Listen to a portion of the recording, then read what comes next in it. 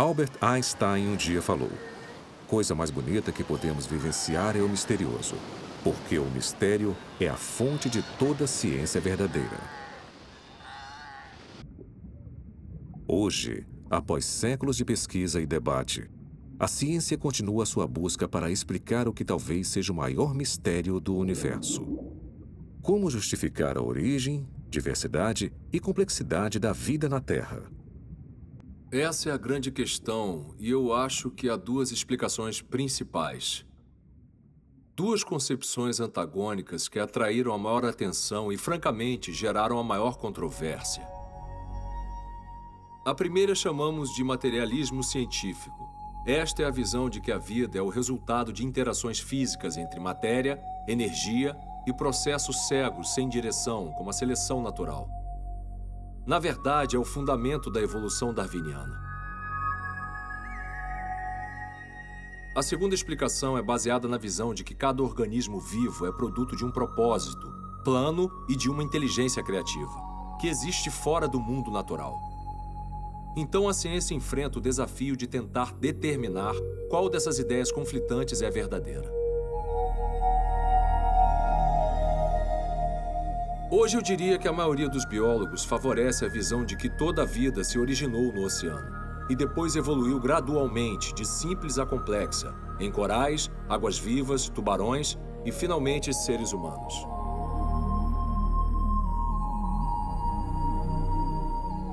Mas se você estudar de fato o reino animal e todos os comportamentos incríveis e a engenharia biológica, eu penso que é um corpo de evidências significativo que desafia a posição materialista.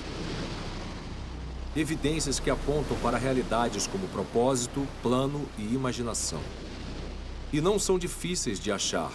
Aliás, estão em toda parte, esperando para serem descobertas. Então, entre num barco, vá à praia, entre na água, mergulhe nela, você vai ver o projeto.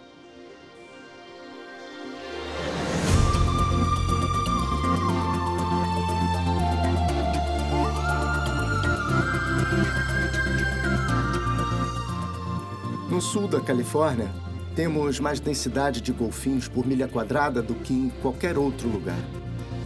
Temos bandos enormes aqui de até 10.000 golfinhos. É como estar em um estouro de cavalos. Você está bem no meio deles e eles apenas fazem... É lindo de tirar o fôlego. E depois de ver, você não esquece nunca mais. Desde 1994, o capitão Dave Anderson possui e opera uma das empresas de observação de golfinhos e baleias mais bem-sucedidas do mundo. Ele dedicou milhares de horas ao estudo dos golfinhos ao largo da costa de Dana Point, no sul da Califórnia. Eles vêm direto até o barco para pegar a onda de pressão que é criada pelo barco se movendo pela água. Chamamos isso de passeio de proa ou surf de barco. E quando eles aparecem, é tipo, ei, meus amigos chegaram, sabe? É uma sensação maravilhosa. Os golfinhos vivem em bandos ou em grupos e têm uma incrível rede social que lhes permite trabalhar juntos em equipe. Eles vivem em grupos grandes, em parte por segurança. Obviamente, há segurança nos números. Eles vigiam uns aos outros assim. E também ajuda, quando se alimentam, ter vários animais para poderem se espalhar quando estão à procura dos peixes.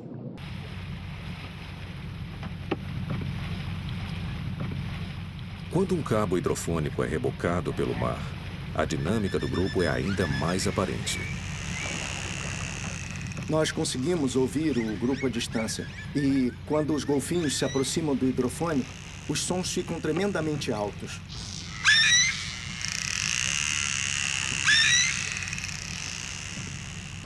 Estes golfinhos estão se comunicando entre si por meio dos assobios e tem os cliques. Os cliques são como eles encontram a presa.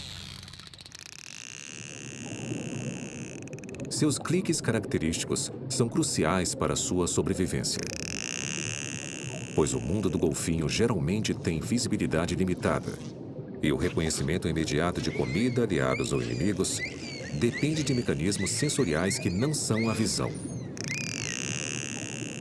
Você não enxerga muito longe na água, mas o som viaja 4 vezes mais rápido sob a água do que na terra. Então, na verdade, eles usam o som para ver. A ecolocalização, ou biosonar, é um sistema biológico complexo. Os golfinhos o usam do modo que um submarino conta com a tecnologia do sonar para navegar por ambientes onde a visibilidade é marginal ou inexistente. Em termos básicos, a ecolocalização do golfinho funciona assim. O animal produz uma série de sons de baixa e alta frequência que são transmitidos através de sua testa. Quando essas ondas sônicas batem no objeto, o eco é refletido. Quanto maior a distância, mais longa a demora para voltar. Quando o golfinho recebe os sinais refletidos, ele forma uma imagem mental da localização, do tamanho e da velocidade do alvo. Quando estão perseguindo um peixe, eles entram num cardume enorme de peixes e miram um só peixe. Eles vão seguir esse peixe até capturá-lo. E se o peixe saltar fora da água, lá estão eles saltando junto com o peixe.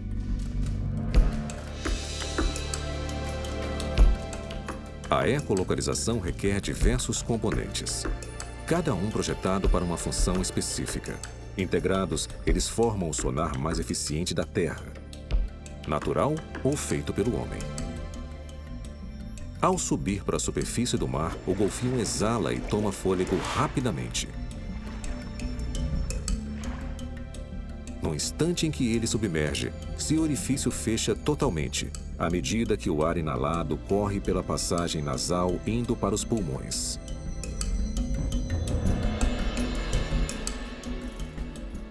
O motor que cria a produção de sons é a laringe, um órgão como pistão coberto de músculos.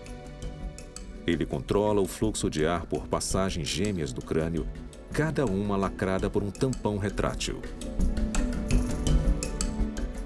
Quando a laringe é empurrada para cima, os tampões nasais se abrem automaticamente e o ar passa livremente na direção de 2 abas chamadas de lábios sônicos. Os lábios sônicos são os principais geradores de som e são projetados para operar individualmente ou em uníssono.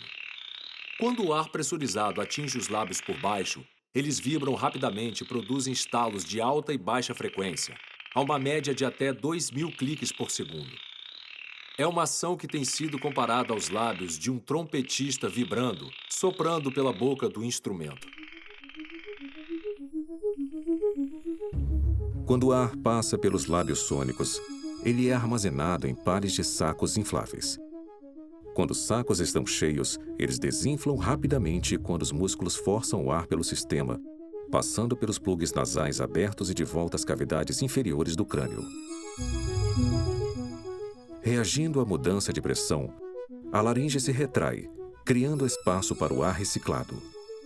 Quando a cavidade craniana recarrega, a laringe se eleva para aumentar a pressão do ar. Isto faz os plugs nasais se abrirem e começa um ciclo novo de cliques. Ao reciclar o ar inalado, o golfinho pode atrasar a volta à superfície para respirar. Assim, ele pode continuar a ecolocalizar por mais de 10 minutos. Este sistema funciona com equilíbrios e regulagens críticas. Cada componente tem que funcionar à perfeição, em fração de segundo.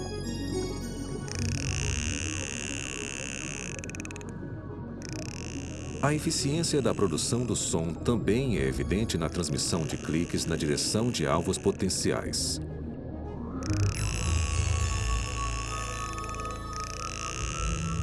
As vibrações dos lábios sônicos são refletidas dos sacos de ar e ossos do crânio. Aí passam pelo melão, um órgão que preenche a maior parte da testa do golfinho. O melão é altamente flexível e sua forma é ajustada para refinar a transmissão do som pela água salgada. É uma lente acústica, focando ondas de som em raios cônicos. O melão pode concentrar energia acústica por um fator de 4. Quando o raio atinge um peixe, ele é refletido e tem início a terceira fase da ecolocalização.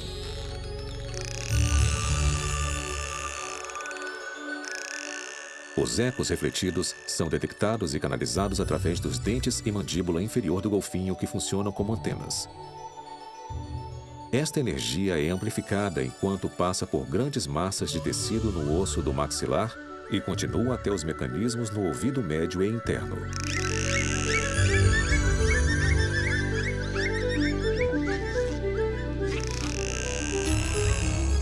No ouvido interno, sinais são então transmitidos por nervos auditivos para o cérebro, onde são analisados em milissegundos. O golfinho interpreta estes dados para produzir uma imagem tridimensional de seu alvo, completada com informações detalhadas sobre sua velocidade, textura e forma. A ecolocalização funciona bem? Em testes controlados, um golfinho pode determinar a diferença entre uma bola de golfe e uma bola de ping-pong, baseado unicamente na densidade de cada objeto. E no fundo do mar, ele consegue achar peixes pequenos enterrados até 15 centímetros na areia. Um golfinho consegue achar uma bolinha no fundo de uma piscina, de olhos vendados. Ele vê dentro das coisas. É um aparato incrível, e se alguém tivesse inventado isto e funcionasse tão bem quanto nos golfinhos, a pessoa estaria bilionária.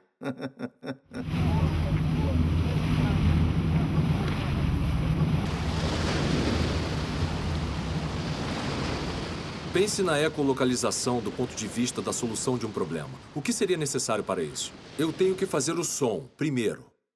Segundo, eu tenho que transmiti-lo, tenho que mandá-lo para o ambiente.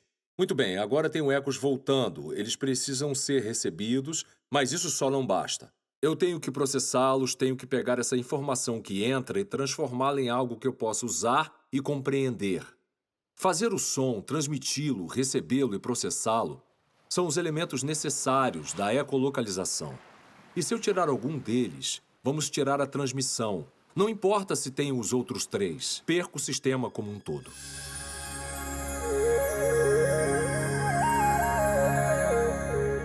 O desafio de construir um sistema completo cresce quando as 4 fases da ecolocalização são decompostas em seus componentes específicos. Pois para criar o mecanismo inteiro, cada uma das centenas de partes individuais necessárias devem estar integradas e totalmente funcionais simultaneamente. Então, temos todos esses diversos componentes para o sonar. E como o golfinho sabe como usar este equipamento? É aí que entra o instinto. Eles têm não só o equipamento, também têm o manual do proprietário. O instinto é um jogo de instruções de como usar o equipamento, e ele tem que saber isso desde seu nascimento. Tudo isso acontece automaticamente, e a montagem é perfeita. É tipo, você olha e diz, mas é claro, é assim mesmo que deve funcionar tudo. Então, é difícil acreditar que tudo isto aconteceu por acaso, pela seleção natural. Ainda mais quando cada parte sozinha não faz sentido sem o todo.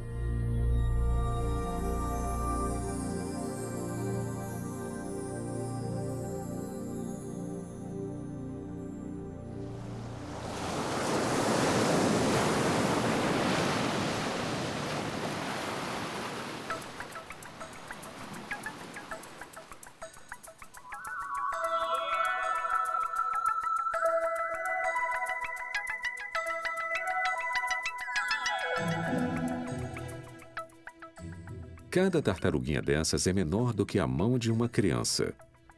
Mas elas estão prestes a embarcar numa migração que levará décadas e milhares de quilômetros. É uma viagem rica em provas, propósitos e projeto.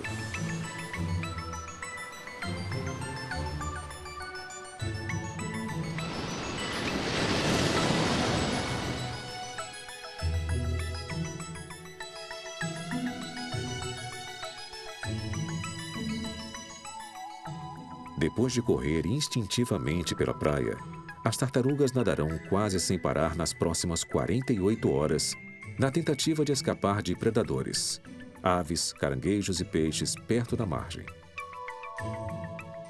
Mas a sobrevivência imediata não é seu único objetivo. Durante estes 2 primeiros dias, elas farão preparativos críticos para passar o resto de suas vidas no mar aberto.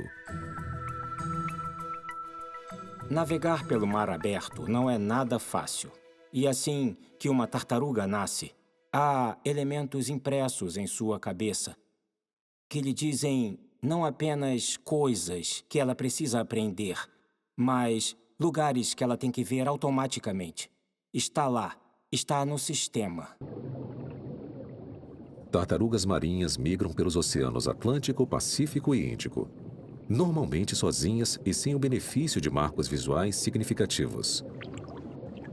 Para navegar, elas contam com um sistema biológico calibrado para operar em conjunto com um escudo invisível que cerca a Terra.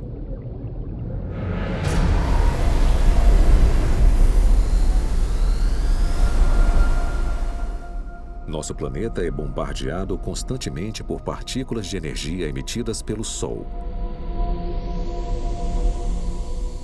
Somos protegidos desta barragem mortal por um escudo magnético que se estende por mais de 60 mil quilômetros no espaço. Este fenômeno já foi comparado a um enorme ímã, com linhas de campo que fluem para cima do hemisfério sul e depois envolvem a Terra. Cada linha se cruza num ponto diferente da superfície da Terra a um ângulo e intensidade específicos. Elas são mais fortes nos polos e mais fracas no Equador. Juntas, elas criam um padrão característico que pode ser mapeado como coordenadas para a latitude e longitude de qualquer local do planeta. Desde o momento em que elas eclodem, cremos que elas já gravam os campos magnéticos. Elas são capazes de detectar a intensidade e também o ângulo de inclinação com o potencial de marcar essa determinada praia de desova e latitude e longitude bem específicas.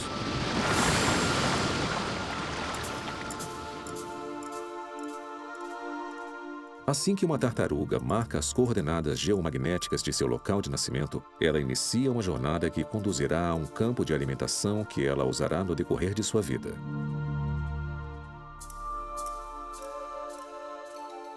Para uma tartaruga nascida na Costa Rica, por exemplo, este local pode ser um recife de corais na República Dominicana, a mais de 1.500 quilômetros dali. Enquanto o filhote nada e boia pelo Caribe, ele continua a marcar uma série de coordenadas em um mapa magnético herdado ao nascer e guardado em seu cérebro. Assim que as tartarugas entram na água, elas detectam campos magnéticos enquanto flutuam. É óbvio que elas estão captando pontos de referência ao longo de sua existência, nesses seus 2 primeiros anos. E são esses pontos que elas essencialmente vão usar de maneira inversa quando saírem do local onde se alimentam por 15, 18, 25 anos depois, para fazer o caminho de volta até a praia da desova.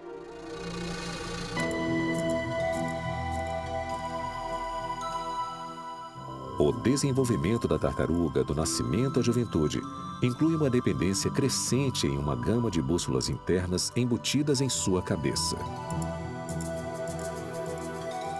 Células microscópicas enriquecidas com cristais de magnetita reagem ao campo magnético da Terra alinhando-se com o norte. É um ímã minúsculo. E, tipicamente, o que esses cristais de magnetita fazem é se alinharem como a agulha de uma bússola. E lhes dizem qual é a sua direção e também dizem sobre onde estão naquele momento. Elas precisam dizer em que direção estão indo, mas também precisam saber aonde estão em cada ponto desta viagem.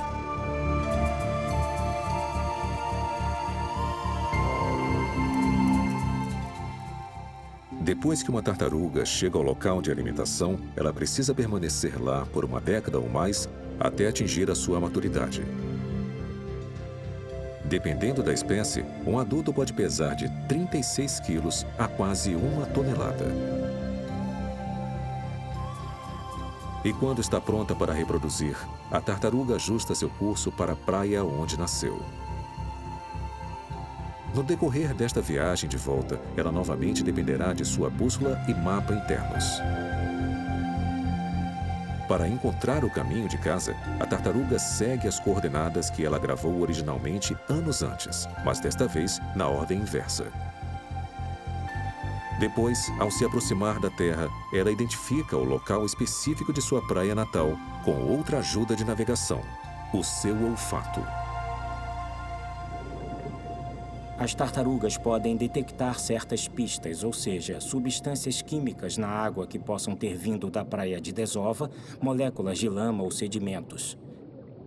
Elas devem ter guardado essa informação em algum lugar, mas quando elas retornam 25 anos depois para a sua praia, esse é o ponto que essa informação tem que voltar ao cérebro e falar, tá, lembre-se dos cheiros, lembre-se das moléculas de 25 ou 40 anos atrás e agora está na hora de começar a pensar e encontrar estas pistas. E esse pode ser outro modo das tartarugas, ao se aproximarem mais e mais da praia de desova, reconhecerem que estão no ponto certo.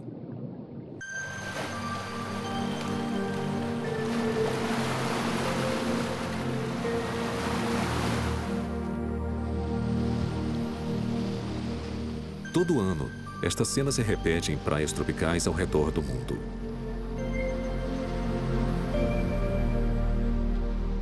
Uma a uma, fêmeas adultas se arrastam do mar para a praia onde nasceram de um ovo.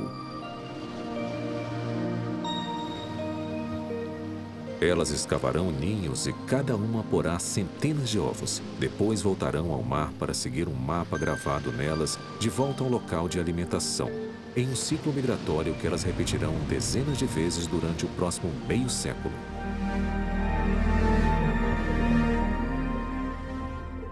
Como cientista, eu adoro fazer perguntas sobre sistemas intrincados de projetos e buscar as respostas até chegar a uma certa conclusão.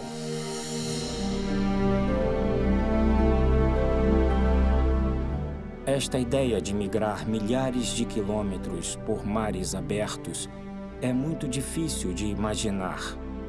Mas mesmo assim, as tartarugas são capazes de achar o caminho de volta, às vezes a poucos metros de onde era a praia da desova.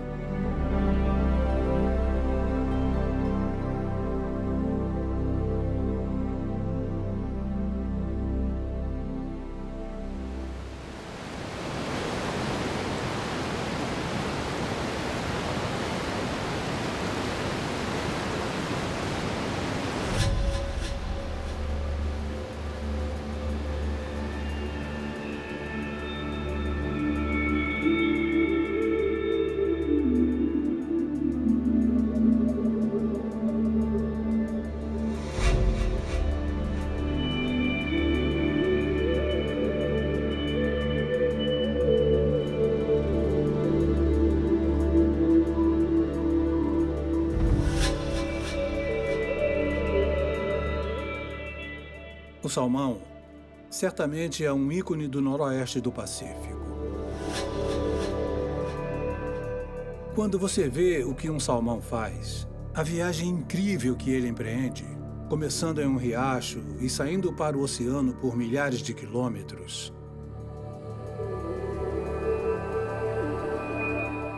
e todas as possibilidades de não retornar e depois achar o caminho até a foz do rio, em alguns casos percorrendo centenas de quilômetros rio acima, se batendo e machucando, indo em frente com tudo para encontrar um afluente onde ele porá suas ovas. É realmente incrível.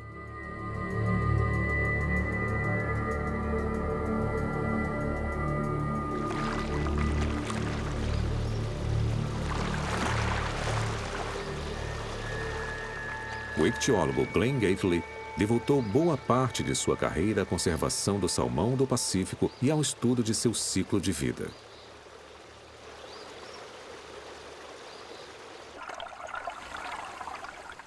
São 5 espécies diferentes desse peixe. E para cada uma geração nova começa nos leitos de cascalho dos rios e córregos de todo o noroeste dos Estados Unidos e Canadá. Primeiramente, a fêmea cava uma red, que é uma depressão no cascalho, e deposita as ovas fertilizadas pelo macho ao mesmo tempo. Aí a fêmea sobe o rio um pouco e cava outra, e o cascalho dessa cobre a outra mais abaixo. A fêmea pode fazer isso 3 ou 4 vezes. Então, esse ninho pode conter diversos bolsões de ovas.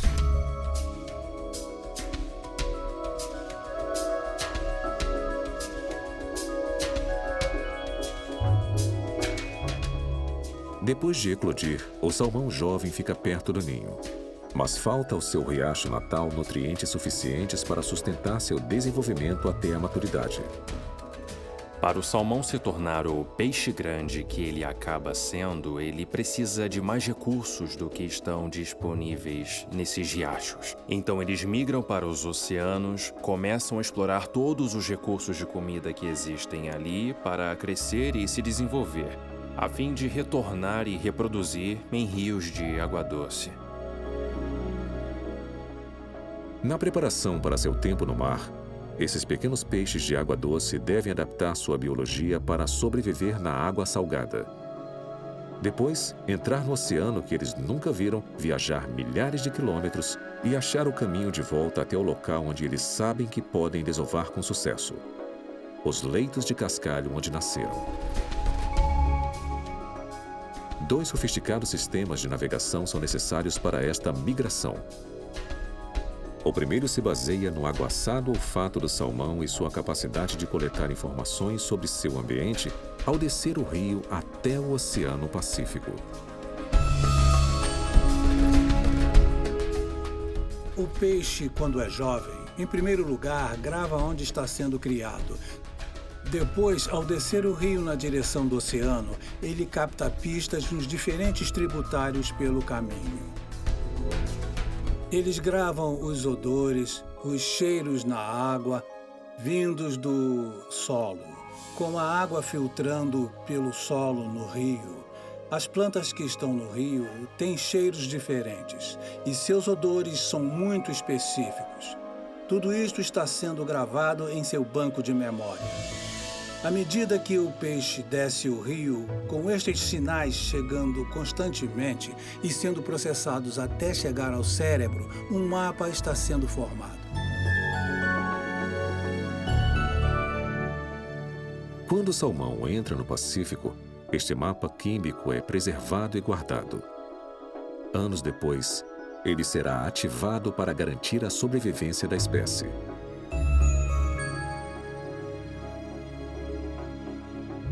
Durante seu tempo no mar, o peixe forma cardumes e cresce rapidamente ao se alimentar de uma abundante vida marinha.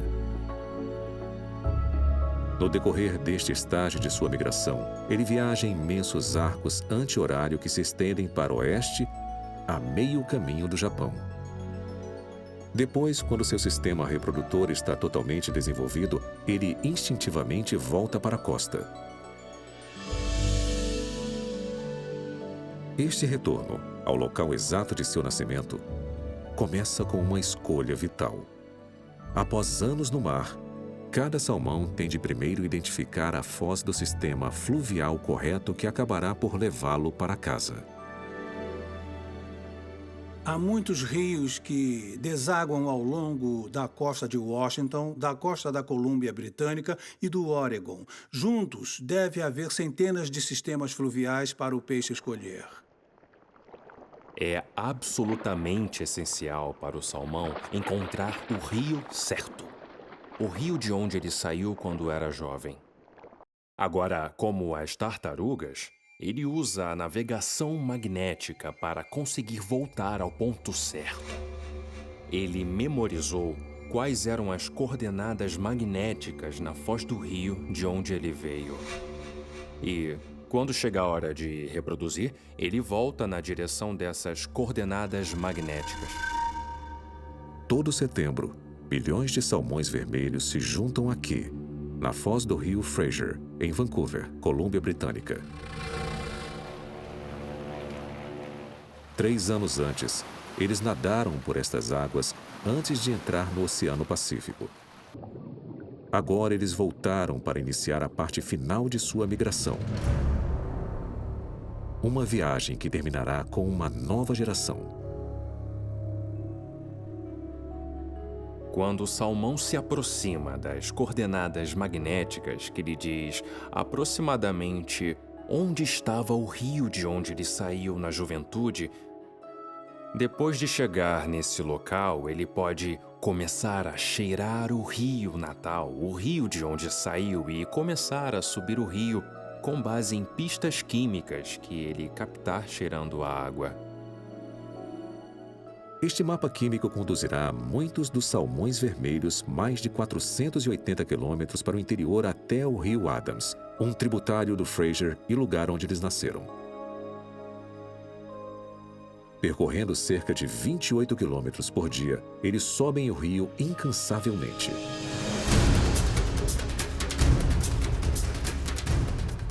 Para chegar ao Adams, eles gastarão cada reserva de energia, abrindo caminho em corredeiras e pedras nos leitos rasos. O salmão vermelho fica tão focado em seu objetivo que depois de sair do oceano, ele não come de novo. Levado pelo instinto da desova, ele segue a trilha de moléculas odoríferas que ficam progressivamente mais fortes ao se aproximar de casa. Aí ele começa a subir o rio, resgatando o que ele gravou na ida. Ele recorda o seu mapa enquanto sobe o rio. Ele vai se lembrando, indo por este afluente ou outro. Ele tem que, sem dúvida, passar por outros tributários que não têm o cheiro exato que ele procura. Mas ele acaba localizando o tributário exato, onde ele nasceu do cascalho, onde sua vida começou.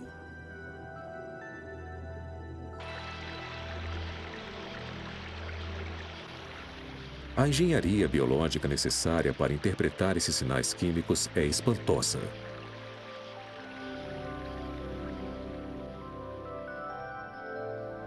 O salmão analisa constantemente sua rota, testando a composição molecular da água que entra por suas narinas. Nas cavidades nasais de ambos os lados de sua cabeça, saliências de tecido formam os órgãos olfativos. Cada saliência contém 500 mil de células unidas. Muitas delas apoiam cílios que saem na água como antenas. E os cílios têm embutidos receptores de odor, máquinas moleculares que ajudam a identificar químicos específicos no líquido.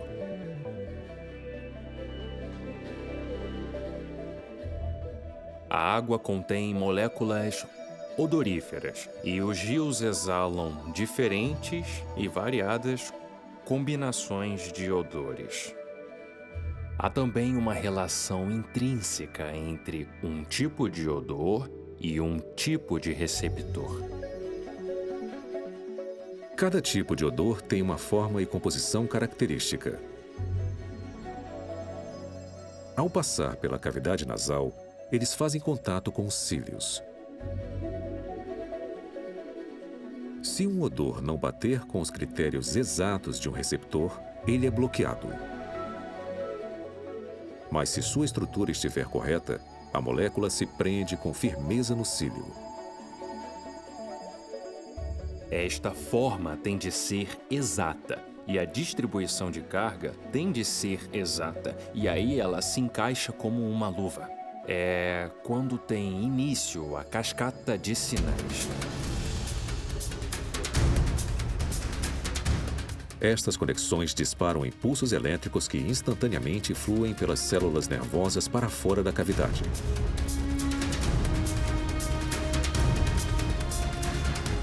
Os sinais são transmitidos por um labirinto de fios ligados ao bulbo olfativo, um painel biológico que processa uma torrente de informações sobre o ambiente do salmão.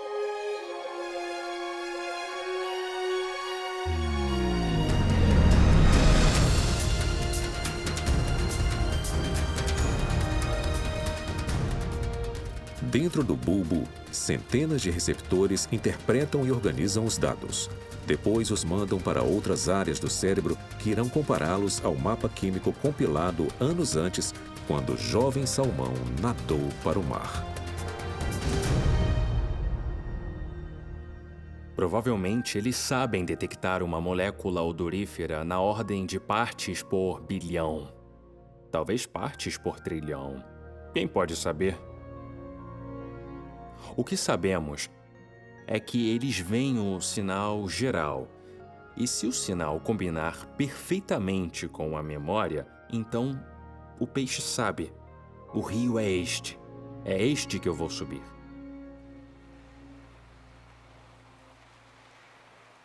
"17 dias após sair do Oceano Pacífico, os salmões chegam ao lago Shuswap e à confluência do rio Adams.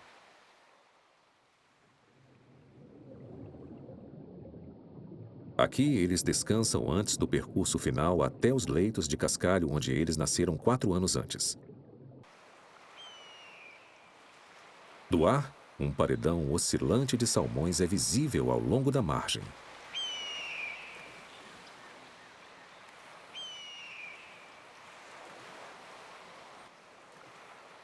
Milhares de peixes seguiram a mesma trilha química para chegar às enseadas deste delta.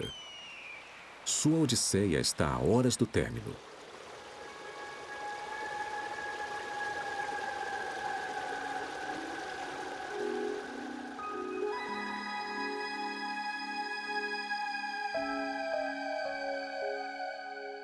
No brilho âmbar do outono canadense, os salmões se dispersam por 12 quilômetros de água corrente e rasa.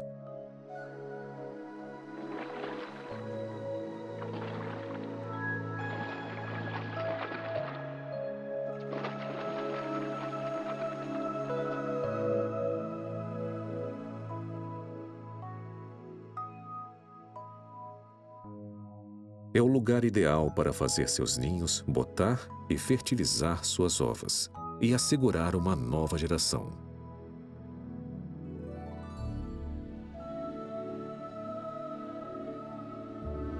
O sistema que o salmão usa para subir o rio parece quase que incrivelmente acurado. Literalmente, milhões deles fazem essas viagens com sucesso e reproduzem com sucesso. Assim, vemos esse ciclo repetido várias vezes. Eu fico pasmo com isso. Estou impressionado com isso. Isto é o que dá vermos à inteligência. E não é o que esperamos de um processo não guiado. 5, 4, 3, 2, 1. Temos ignição. A nave decolou.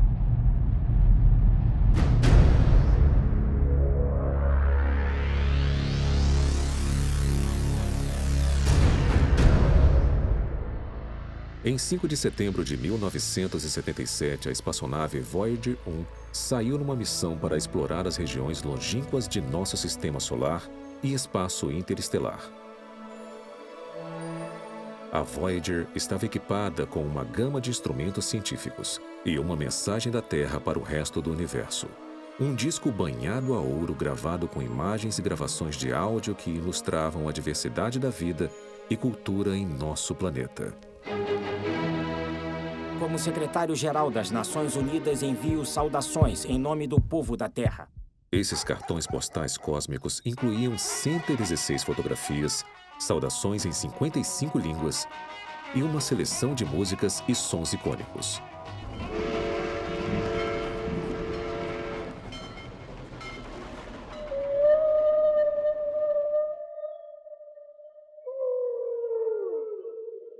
Entre eles, um refrão fantasmagórico das profundezas do mar. O cantar de uma baleia jubarte.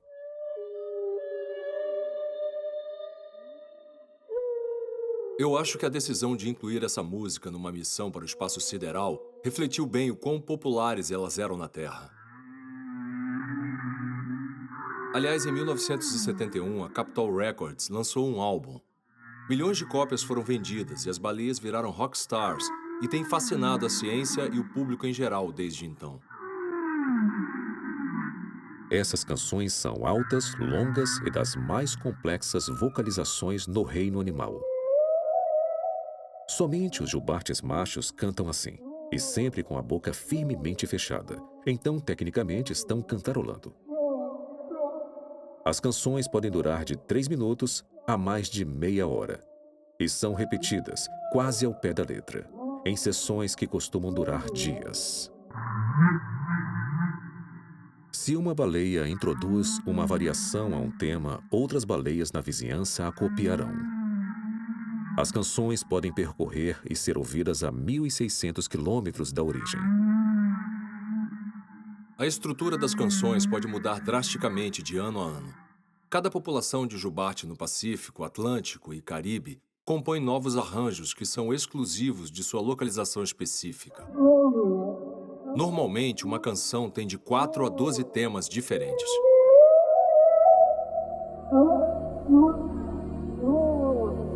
Após mais de 4 décadas de pesquisa, ainda não se sabe exatamente por que as baleias cantam.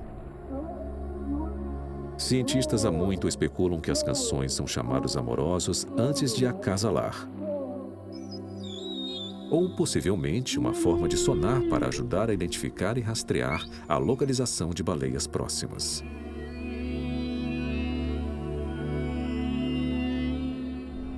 Mas, embora esses solos enigmáticos continuem um mistério, outros traços do comportamento e anatomia da jubarte são muito bem compreendidos.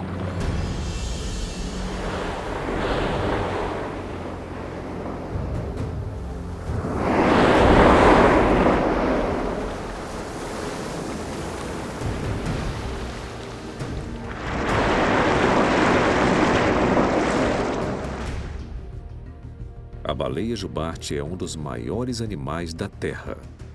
As fêmeas adultas medem até 15 metros e pesam de 40 a 50 toneladas. Elas vivem mais de um século. Nas quentes águas tropicais, uma fêmea dá à luz a um único filhote a cada 2, 3 anos.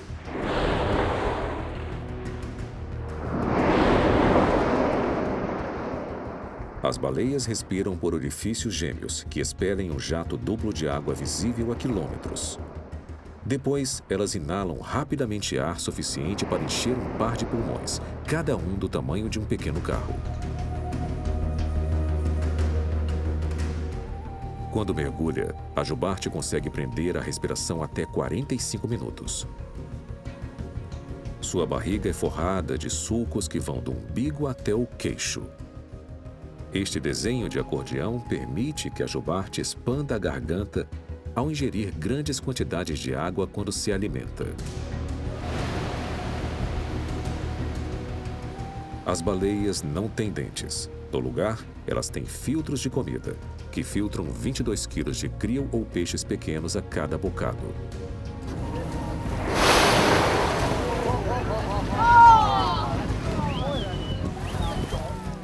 As jubartes têm nadadeiras imensas, as maiores de qualquer animal. As baleias as erguem para funcionar como coletores solares, um comportamento que ajuda a regular sua temperatura corporal interna.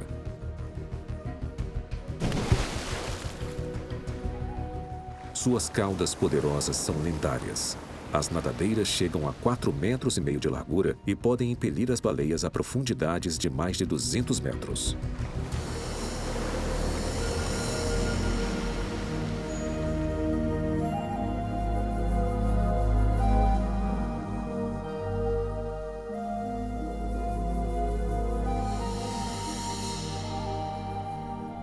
Pode chamar de majestosa, de tirar o fôlego, qualquer adjetivo. Mas no fim, a língua não explica. Você tem de estar num barco, olhando para elas. Elas são do comprimento de um ônibus. Elas estavam nas profundezas comendo e então elas sobem.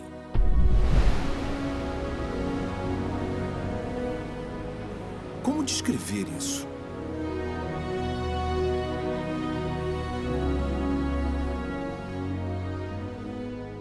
Esta sensação de assombro é universal. Nosso fascínio pelas maiores criaturas na história da Terra deu início a uma busca rigorosa pela explicação de sua origem. É uma busca que é tanto um ícone da evolução darwiniana quanto um desafio à sua validade.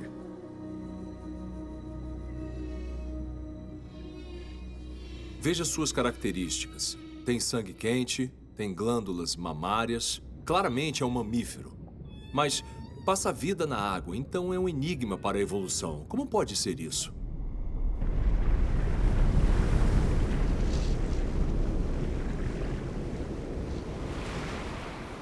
A narrativa darwiniana da evolução da baleia é familiar. Um mamífero terrestre de 4 patas, do tamanho de um lobo ou ovelha, passa por uma série de mudanças biológicas graduais no decorrer de milhões de anos. O relato padrão clássico encontrado nos livros, para mim, é licença poética. Quando você olha para o problema de um ser mamífero terrestre, de modo geral, servindo como exemplo, dentro do ambiente aquático, e você tem que conduzir todas as coisas, inclusive a reprodução, você precisa ter a junção de uma série de adaptações. E isso é imensamente complicado.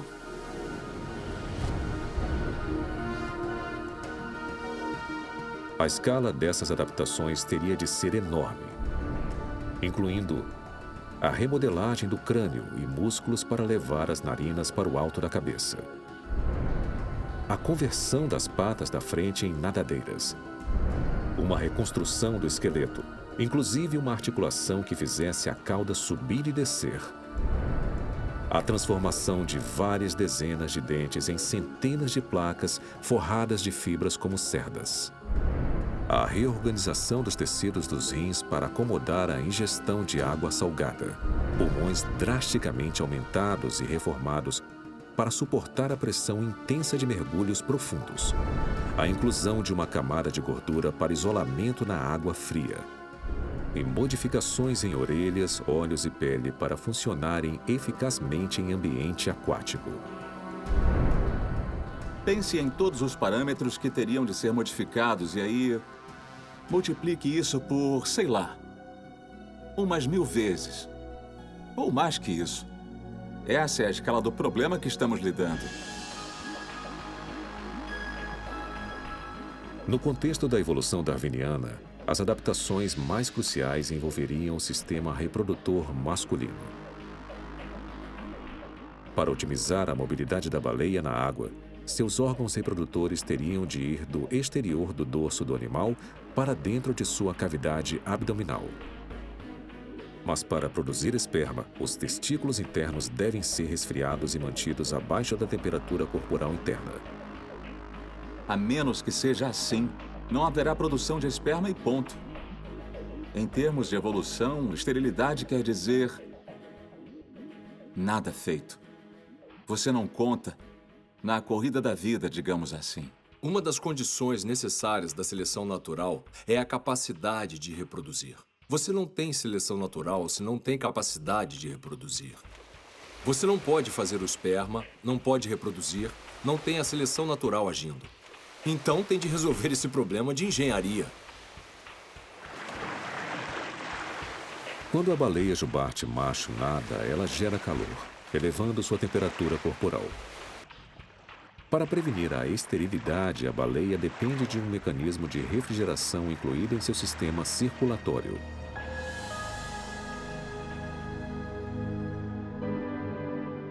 Nas regiões sem isolamento da nadadeira dorsal e cauda, o sangue é resfriado e depois transportado por uma rede de veias até o abdômen da baleia. Aqui, sob uma camada de músculos, uma teia de veias e artérias cercam os testículos. Eles são dispostos de modo a que o sangue flua em direções alternadas e o calor das artérias quentes irradie para as veias mais frias.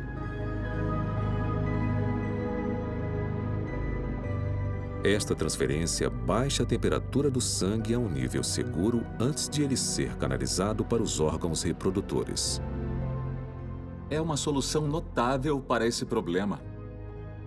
É bonita e anatomicamente complexa. envolve o que se chama, emprestando do latim, uma teia milagrosa de artérias e veias. Mas você pode explicar isso por meio de um cenário clássico, fluido, gradualista, com pouca mudança. Pouca mudança. Fixação? Não cabe no modelo darwiniano. Na minha opinião, estamos olhando para um conjunto de traços que deveriam ser integrados desde o início. Isto é, não é um tipo de mudança gradual. Então, o sistema de refrigeração faz sentido, porque você tem glândulas reprodutoras internas. As glândulas reprodutoras internas, no entanto, não servem, a menos que tenha a refrigeração. Não dá para explicar o surgimento de um sem o outro.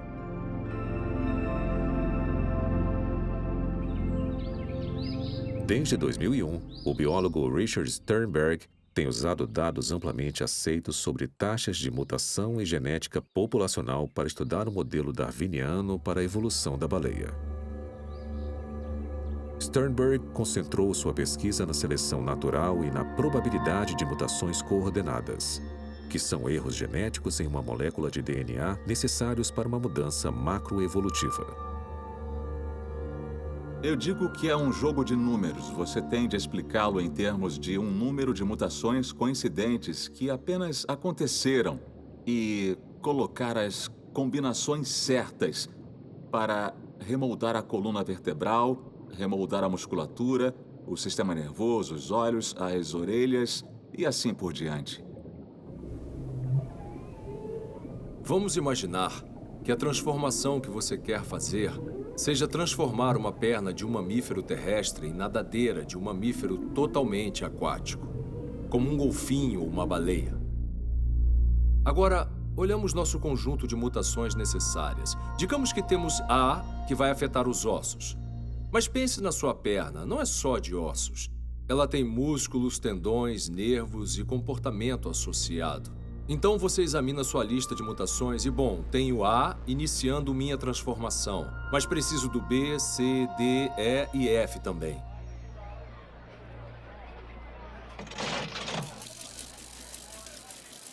Então, o desafio de mutações cooperativas é ter eventos ocorrendo no espaço e tempo, de tal modo que eles possam trabalhar conjuntamente, cooperando, para produzir a transformação que você quer.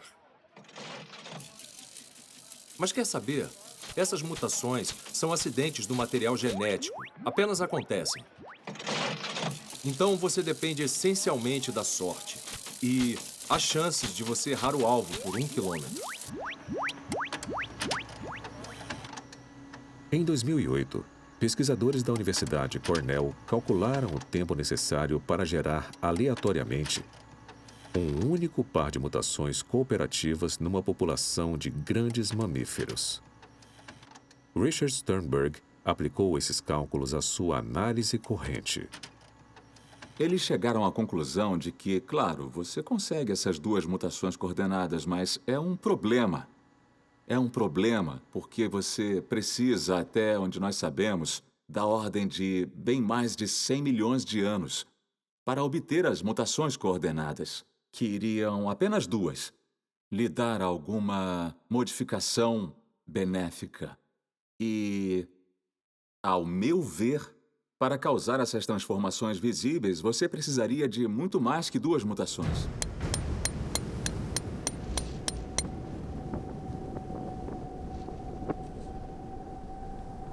Se duas mutações cooperativas são estabelecidas em uma população de mamíferos apenas uma vez em 1 milhão de séculos, então surge um desafio importante para o modelo darwiniano do nada. Segundo as mais generosas interpretações do registro fóssil, o período de tempo mais longo para a evolução teórica de um animal terrestre em baleia é de 9 milhões de anos. É uma fração dos 100 milhões de anos necessários para produzir um único par de mutações cooperativas, e isso é somente uma das incontáveis mudanças anatômicas necessárias para a seleção natural ter sucesso. Então, quando você calcula, há vários modos. O que você fez foi você excedeu o tempo que o registro geológico lhe dá. E aí você diz, tá, agora vou contar com essas mudanças coordenadas e acabou-se o jogo.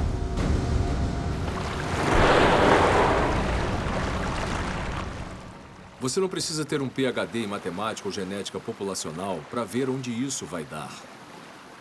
Mesmo que eu lhe dê milhões e milhões de anos, 5, 10, 50, 100 milhões de anos para produzir esta transformação, você ainda enfrentará esses limites reais, lidando com o tamanho da população, taxa de mutação, tempo de geração e número de traços que têm de ser modificados. Se o processo em questão não for para acontecer, ele não acontecerá, e não importa o tempo que você tem. Pode ter o tempo que quiser. Se esta transição ocorresse, não seria um processo darwiniano não dirigido. Isso não é possível biologicamente falando.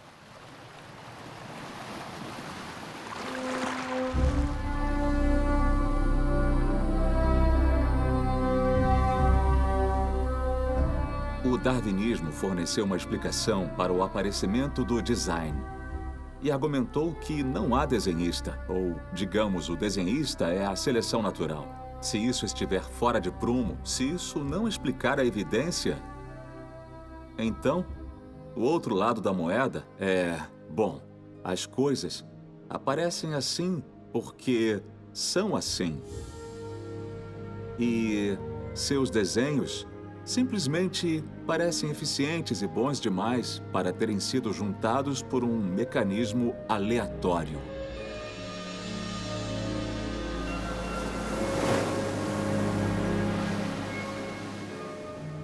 Fazendo snorkel na costa do México com minhas filhas uns anos atrás, nós vimos muitos peixes tropicais passando.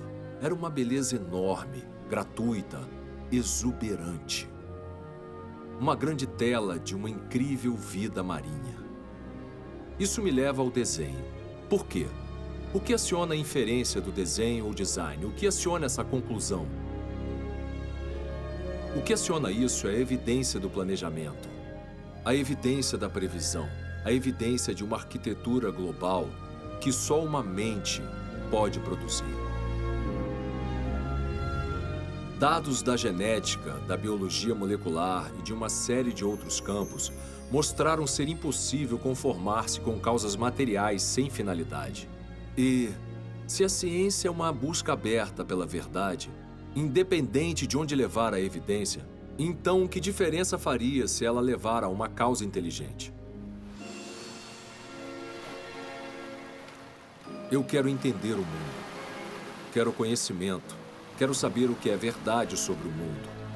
E a presunção de que coisas vivas não são montagens aleatórias, mas que há uma lógica racional subjacente a elas, essa presunção é grandemente proveitosa para gerar conhecimento. E se é conhecimento que você quer, essa é a direção que deve tomar. Você só precisa de um coração aberto, olhos abertos e mente aberta. E esse sinal do design que está na natureza ficará claro para você, inegavelmente. Ele está em todo lugar.